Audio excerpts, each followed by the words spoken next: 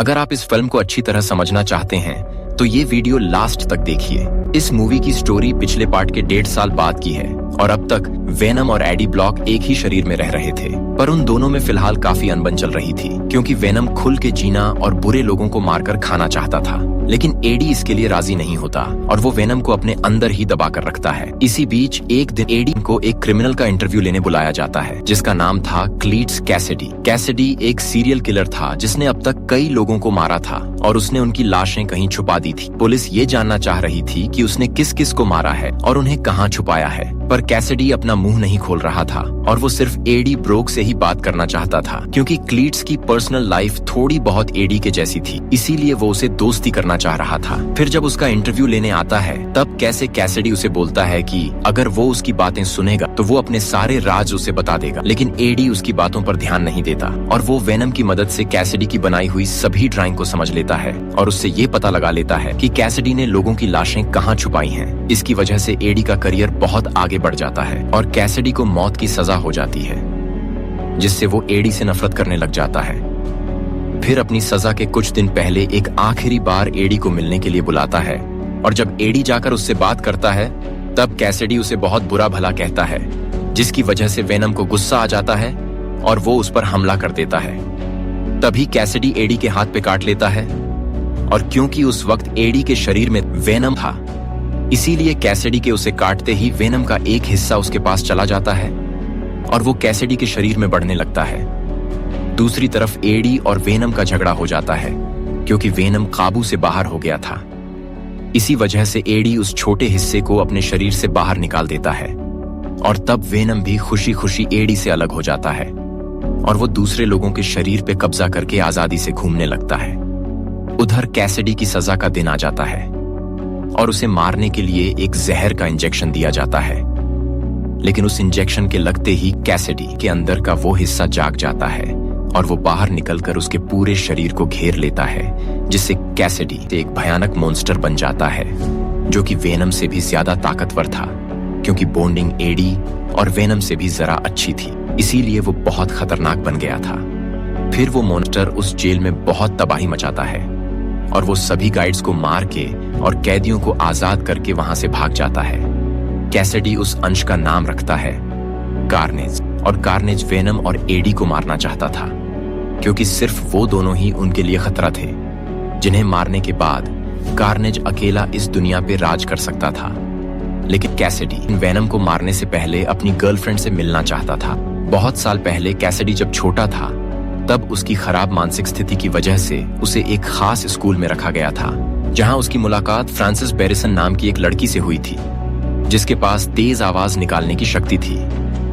Francis भी Cassidy जैसी पागल और खतरनाक थी, इसीलिए उन दोनों को एक दूसरे से प्यार हो गया था, पर बाद में फ्रांसिस को उस स्कूल से निकाल कर एक सीक्रेट मेंटल हॉस्पिटल में डाल दिया गया। तब से कैसिडी और फ्रांसिस बिछड़ गए थे, लेकिन उनका आपस में प्यार कम नहीं हुआ था और वो दोनों कई साल से एक दूसरे से मिलने की कोशिश कर रहे थे। इसीलिए अब कैसिडी कार्नेज की मदद से फ्रांसिस को ढूंढना शुरू कर देता है।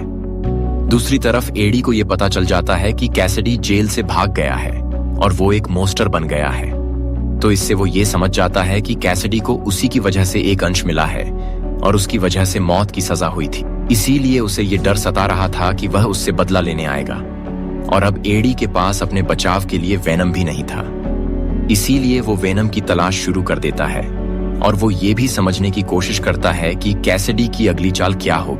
उधर कैसिडी ये पता लगा लेता है फ्रांसिस को रैमन क्राफ्ट में कैद रखा गया है, इसीलिए वो वहां पहुंच जाता है और वो कार्नेज की मदद से फ्रांसिस को आजाद कर देता है।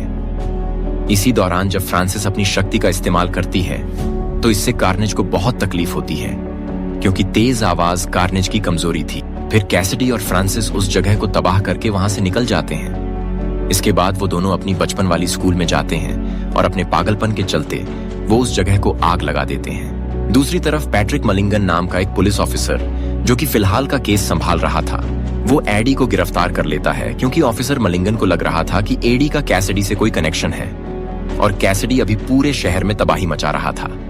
इसीलिए उस तबाही को रोकने के लिए पुलिस वाले एडी को गिरफ्तार करके उसे पूछताछ करते हैं। तब एडी लॉयर को बुलाता है जो थी उसकी पुरानी गर्लफ्रेंड एन वेंग। असल में एडी को अभी वेनम की जरूरत थी, पर वो उसे ढूंढने नहीं जा सकता था। इसीलिए वो एन को पूरी सच्चाई बताकर उसे वेनम को ढूंढने बोलता है, और तब एन अपने नए बॉयफ्रेंड डैन के साथ मिलकर वेनम को ढूंढ लेती है, और वो खुद वेनम का रूप लेकर जेल तोड़ के एडी को आजाद करा देती है। फिर वेनम एडी के पास आ जाता है और वो दोनों मिलकर फ्रांसिस की तलाश में लग जाते हैं। उधर क्लीट्स और फ्रांसिस अपनी शादी की तैयारी कर रहे थे, और वो अपनी शादी में 3 लोगों की बलि चढ़ाने वाले थे, जिसमें से 2 लोग तो एडी और वेनम थे, और तीसरा आदमी था पैट्रिक मलिंगन। कई साल पहले ऑफिसर मलिंगन के हाथों फ्रांसिस को गोली लग गई थी, जिसकी वजह से उसकी एक आंख फूट गई थी। तब से फ्रांसिस पैट्रिक मलिंगन की दुश्मन बन गई थी, और अब वो उससे बदला लेने वाली थी।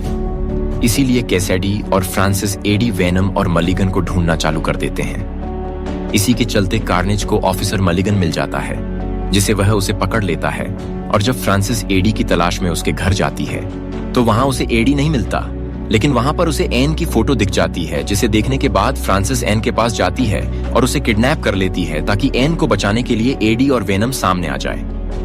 फिर डैन और एडी एन को बचाने उस चर्च में जाते हैं जहां क्लीट्स और फ्रांसिस की शादी हो रही थी। वहीं पर पैट्रिक मलिगन भी कैद था।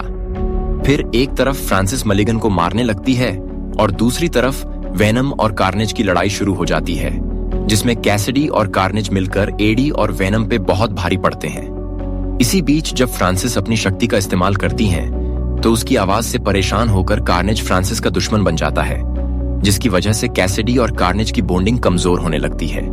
लेकिन इसके बावजूद भी वो दोनों एडी और वेनम को हरा देते हैं, और फिर कैसिडी एडी को तड़पाने के लिए एन को मारने के पीछे पड़ जाता है। तब फ्रांसिस कैसिडी को समझाने की कोशिश करती है कि अब वो ये तबाही रोक दे, लेकिन इससे कार्नेज को बहुत गुस्सा आ जाता है और वो फ्रांसिस को मारने लगता है, जिससे कैसिडी और कार्नेज का आपस में झगड़ा शुरू हो जाता है। इस मौके का फायदा उठाकर एडी और वेनम कार्नेज पे हमला कर देते हैं और एन को बचा लेते हैं, लेकिन कार्नेज अब तक हारा नहीं था। वो फिर से वेनम से लड़ने लगता है। तब एडी और वेनम फ्रांसिस को उकसाकर उसके मुंह से एक जोरदार चीख निकलवाते हैं, जिसकी वजह से वो पूरा चर्च तबाह हो जाता है और कैसिडी और कार्नेज अलग हो जाते हैं। और तब वेनम कैसिडी से अलग हुए कार्नेज को खा जाता है और उसे अपने शरीर में समा लेता है। फिर वो कैसिडी को भी मार डालता है। उस चर्च की तबाही में फ्रांसिस भी मर गई थी, लेकिन उधर मलिगन पे जानलेवा हमला होने के बावजूद भी वो अब तक जिंदा था, क्योंकि उसकी बॉडी में भी अब एक सिम्बियोट आ गया था। इस सब के बाद एडी शहर छोड़कर एक आइलैंड पर चला जाता है, क्योंकि उसने जेल से भागकर कानून तोड़ा था। इसीलिए पुलिस वाले उसे ढूंढ रहे थे। और अब हमें दिखता है कि एडी और वेनम अपने यूनिवर्स से टेलीपोर्ट होकर एक दूसरे यूनिवर्स में पहुंच जाते हैं, क्योंकि उस यूनिवर्स में डॉक्टर स्ट्रेंज ने इन्हें एक ऐसा जादू किया था जिससे स्पाइडरमैन को जानने वाले सभी लोग उस दुनिया में आ गए थे। और क्योंकि हर वेनम का अंश मल्टीवर्स के दूसरे अंश के दिमाग से जुड़ा हुआ था, इसीलिए वेनम को यह मालूम था कि पीटर पार्कर स्पाइडरमैन है, जिसकी वजह से उस पे डॉक्टर स्ट्रेंज का जादू काम कर गया। और क्योंकि एडी उस वक्त वेनम से जुड़ा हुआ था, इसीलिए वो भी वेनम के साथ उस यूनिवर्स में पहुंच गया। लेकिन क्योंकि स्पाइडरमैन न्यूयॉर्क में रहता था और एडी मैक्सिको में था, इसीलिए उनकी मुलाकात नहीं हो पाई। फिर जब डॉक्टर दोबारा अपना जादू करते हैं, तो उससे दूसरी यूनिवर्स के सभी लोग वापस अपनी दुनिया में चले जाते हैं। पर एडी के वापस जाने के बावजूद वेनम एक छोटा सा हिस्सा उसी यूनिवर्स में रह जाता है, जिसे एक व्यक्ति टच ही करने वाला होता है कि तभी एक आर्मी मैन उसे ग्लास ट्यूब में बंद कर देता है।